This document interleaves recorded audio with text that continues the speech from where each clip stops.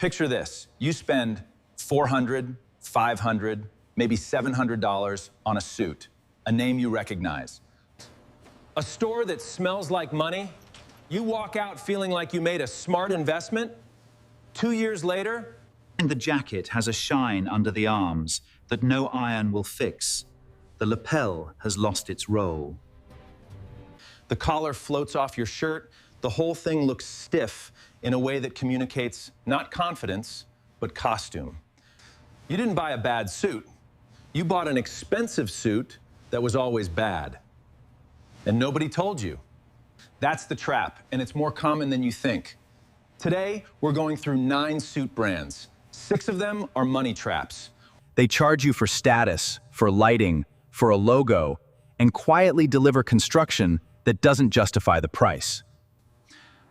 3 of them are brands you can actually trust. They earn your money by doing the work in the fabric. The canvas, the cut, and the details that most buyers never think to inspect.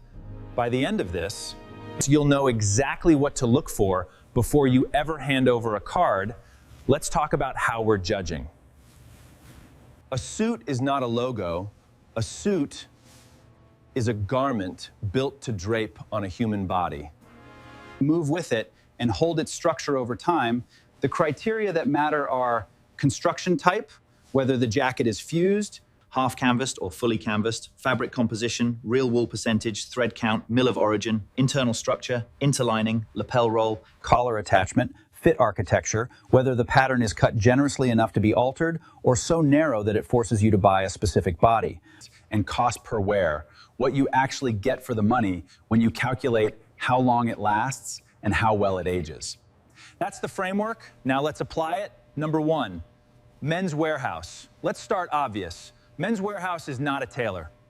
It is a retail machine built around the suit buying occasion, the job interview, the wedding, the funeral. Their marketing is emotional. Their execution is industrial.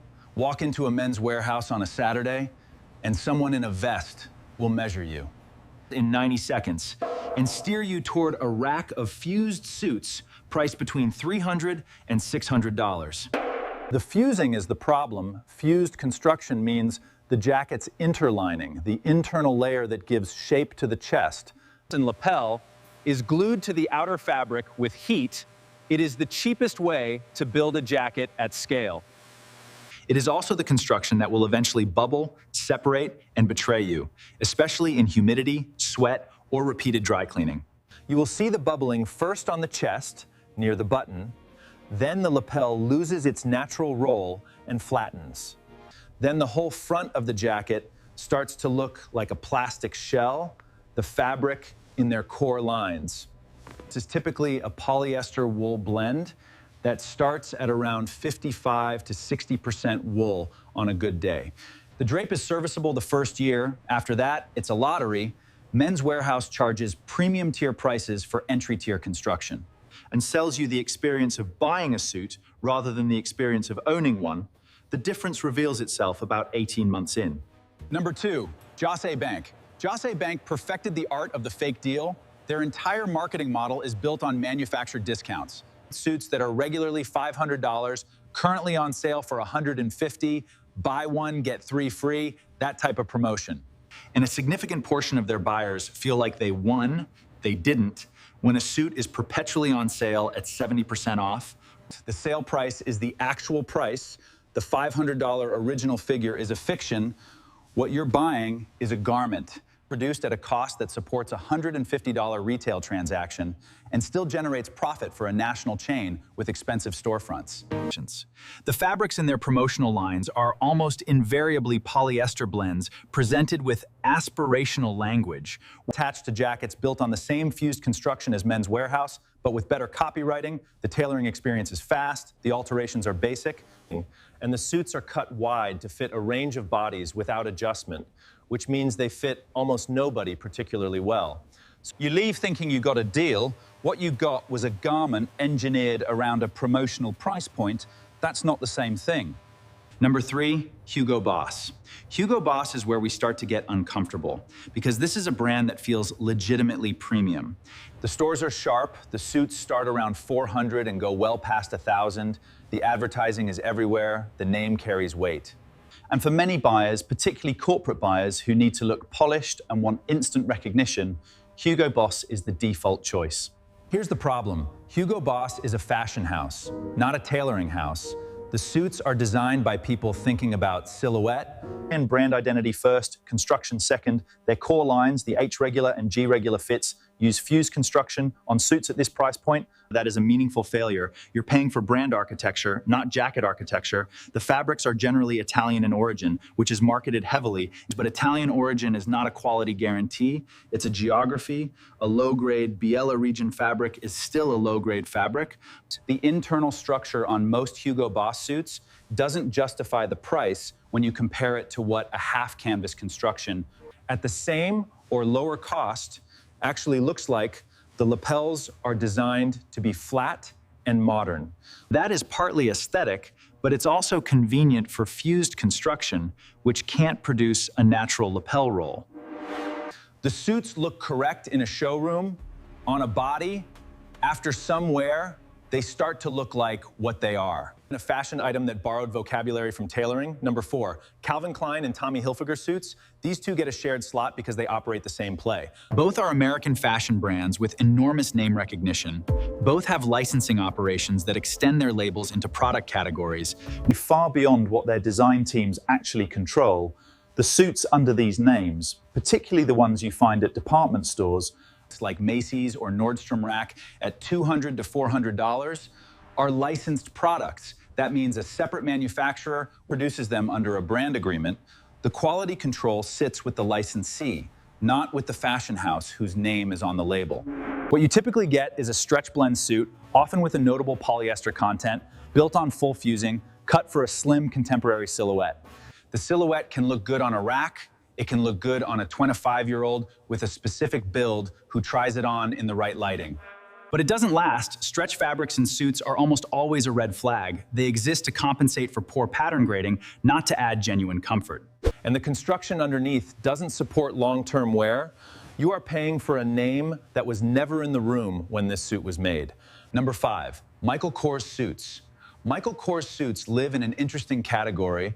They're sold at full-price department stores. They're priced at $400 to $600 in many cases. The brand is aspirationally positioned. Watches, bags, ready to wear, a lifestyle aesthetic. The suits look modern, the fabrics photograph well, and they are consistently among the worst value propositions in their price range. The construction is fused across the board at this tier. The fit is aggressive in the shoulder, structured, padded, and wide in a way that reads as formal, but limits your range of motion and creates a silhouette that dates quickly. The chest canvas is absent, the lapels are flat and glued, the pockets are often fused closed or functionally decorative. And critically, the suits are cut with very little ease in the back and seat, which means alterations are constrained. You can't let out what isn't there, so you pay $600 for a jacket that fits one body type. Out of the fitting room and nobody else anywhere, a tailor can only do so much with this pattern. The suit is built to look expensive at a glance and to require no further investment from the brand after you buy it. Number 6, Brooks Brothers, the version you can buy today. This one matters because it comes with history, and history is being used as a sales tool. Brooks Brothers is one of the oldest clothing retailers in America. For generations, it represented a certain standard of dress. The number 1 sack suit, natural shoulders, honest construction, American formality. That brand had real substance. The Brooks Brothers, you can walk into today or buy online, is a different operation, and the company went through bankruptcy in 2020 and was acquired by Authentic Brands Group, a licensing company whose business model is purchasing brand equity and monetizing it through licensing agreements.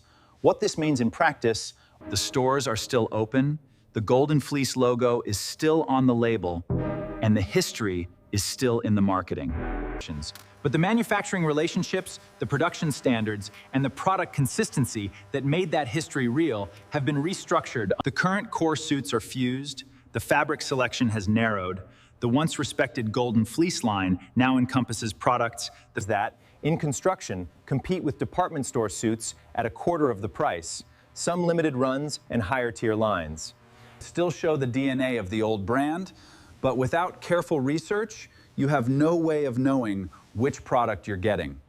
You are often paying for the reputation of a company that no longer fully exists. That is the most sophisticated money trap of all. A heritage brand selling you its past. Now the turn. 6 brands, 6 different ways to lose money on a suit. The common thread isn't necessarily the price point. It's the gap between what the brand communicates and what the garment delivers.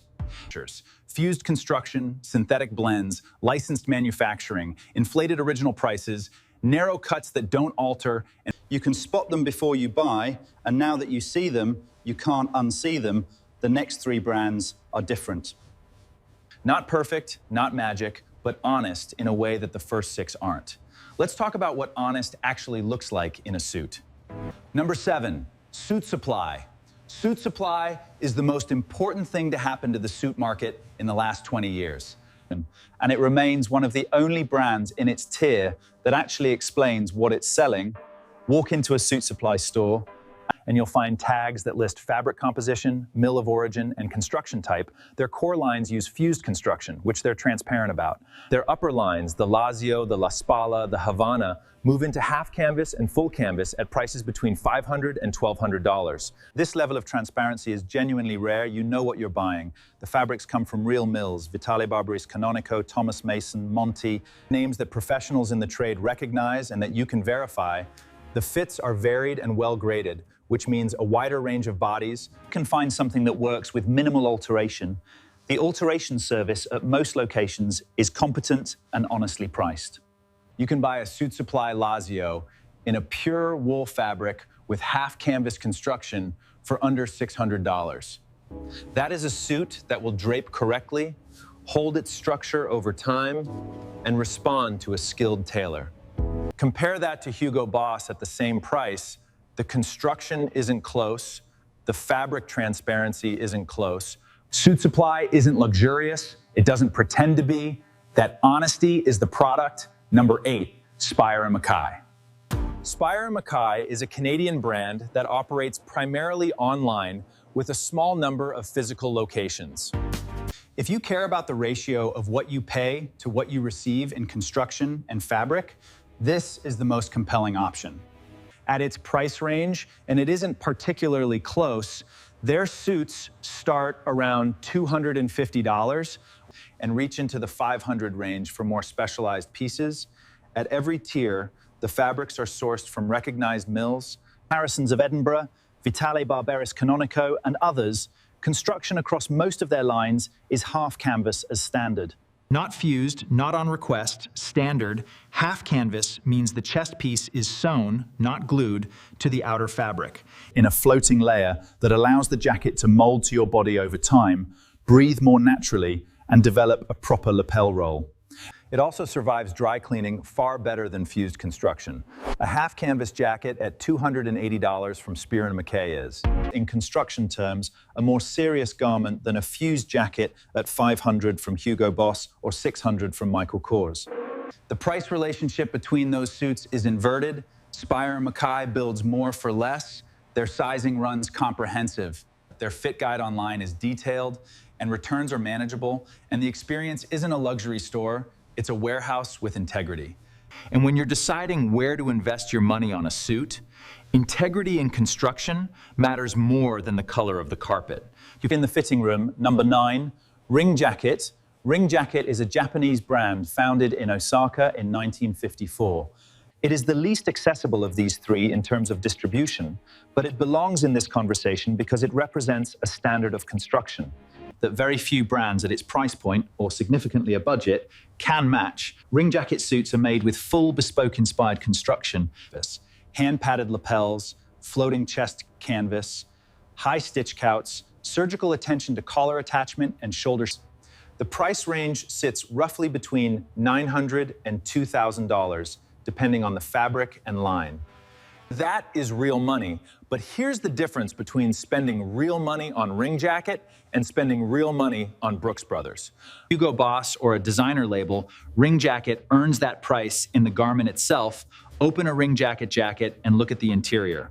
The construction is visible, the canvas floats independently of the outer fabric, the lining is hand-felled in some lines. The roll of the lapel is natural because it was built by a craftsperson, not pressed in a machine.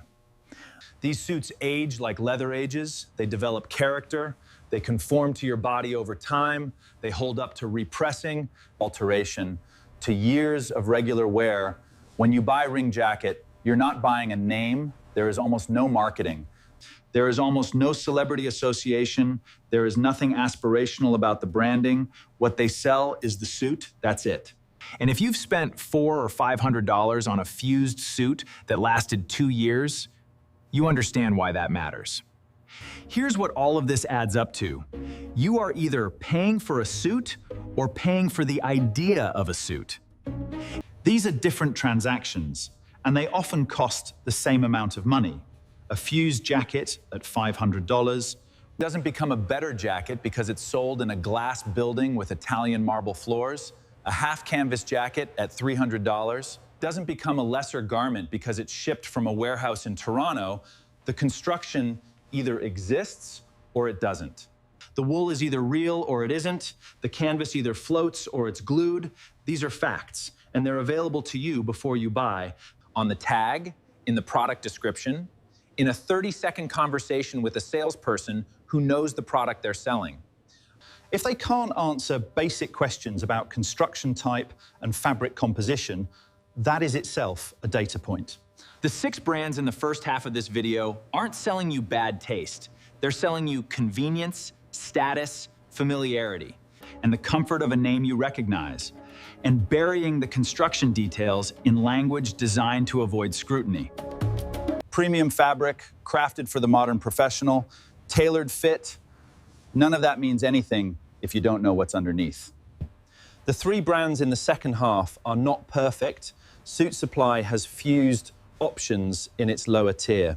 Spire Maquet is an online primary experience that requires you to understand your measurements. Ring Jacket requires a real budget. But all 3 are honest about what they sell, and all 3 put the money where the suit is, in fabric, in canvas. In construction, you can feel and verify. That's the filter, not the store, not the logo, not the discount. The next time you stand in a fitting room, pinch the chest of the jacket between your fingers and push gently. If the outer fabric and inner lining move as one rigid unit, it's fused. Ask the salesperson what the wool content is. Ask them where the fabric was milled. Ask if the lapel is padded or pressed. If they don't know, or if the answer is uncomfortable, Trust what you're hearing. A suit that can't explain itself is a suit that has something to hide. You're not looking for the most expensive suit, you're looking for the most honest one, and those 2 things are rarely the same price tag. and now you know the difference. If this changes the way you look at a label, follow the channel. We do this work so you don't have to.